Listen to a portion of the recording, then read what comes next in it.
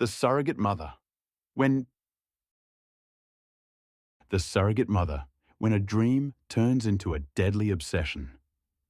Part 1. Introduction. The desperate desire for a child. What would you give to have the one thing you've always wanted but can't have? For Abby and Sam, that one thing is a child. They have a beautiful home, a strong marriage, and successful careers. But their nursery remains empty. After years of heartbreak and failed attempts, they decide to turn to a surrogate as their final hope. When Monica enters their lives, she seems like an answer to their prayers. She is young, healthy, and eager to help.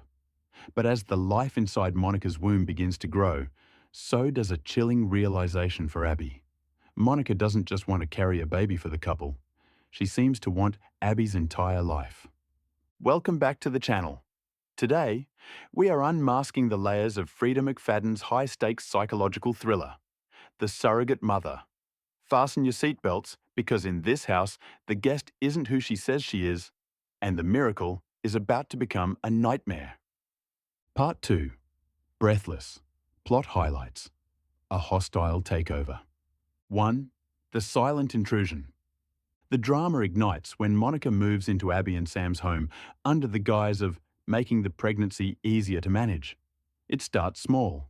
Monica rearranges the kitchen. She suggests different decor for the nursery. But soon she is inserting herself into the most private corners of their marriage. She wears Abby's clothes, mimics her habits, and creates a subtle friction that Abby feels but can't quite prove. It is a slow, methodical takeover that leaves Abby feeling like a stranger in her own home. 2. Sam, the husband in the middle.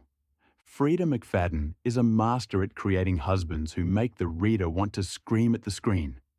As Monica plays the role of the fragile, hard-working surrogate, Sam begins to side with her. He dismisses Abby's concerns as hormonal stress or paranoia. The kitsch tienge, or the emotional tension, peaks as Abby finds herself isolated. She is forced to watch her husband protect the woman who is stealing her identity, leading to a suffocating atmosphere of psychological gaslighting. 3. Monica's dark history. Driven by desperation, Abby begins to investigate Monica's background. The suspense reaches a fever pitch as she uncovers a trail of secrets. Monica isn't the innocent girl she claimed to be. Abby discovers that people from Monica's past have a habit of disappearing or meeting with tragic accidents. The realization hits like a lightning bolt. Monica has done this before, and the previous families didn't survive the experience. 4. The delivery room. Shock. If you know Mcfadden's work, you know the climax won't be simple.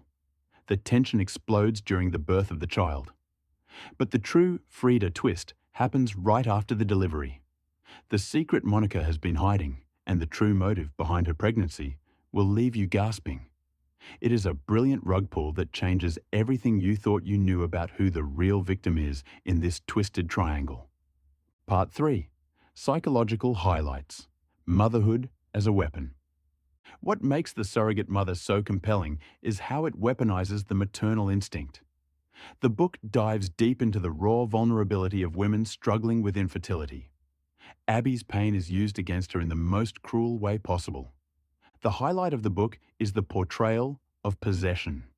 Monica's character represents the ultimate predator, someone who doesn't just want wealth, but wants to steal the very essence of another person's happiness. It is a terrifying exploration of envy, and the lengths a sociopath will go to level up their own life at the expense of others. Part 4. Analysis. The danger of the perfect stranger. The core message of this book is a chilling lesson in vigilance. The highest price you pay for a dream might be your own soul. Silver. Mcfadden warns us about the dangers of blind trust. When we want something so badly, we often ignore the red flags waving right in front of us. The book analyzes how easily our logic can be clouded by our desires. It forces the reader to reflect on their own boundaries. How much of your life would you let a stranger into if they promised you the world? It highlights that evil often wears a smile and carries a gift. Part 5. Conclusion. A haunting finale. The Surrogate Mother concludes with an ending that will stay with you long after the final page. It's a story of survival, betrayal, and the realization that justice is never as clean as we want it to be. Thank you for joining me for this summary. If you were in Abby's shoes, would you have allowed a stranger to move into your house to carry your child? Or would your spidey senses have tingled from day one? Let me know in the comments below. Don't forget to like and subscribe for more deep dives into the most addictive psychological thrillers. Until next time, stay safe and be very careful who you invite into your home.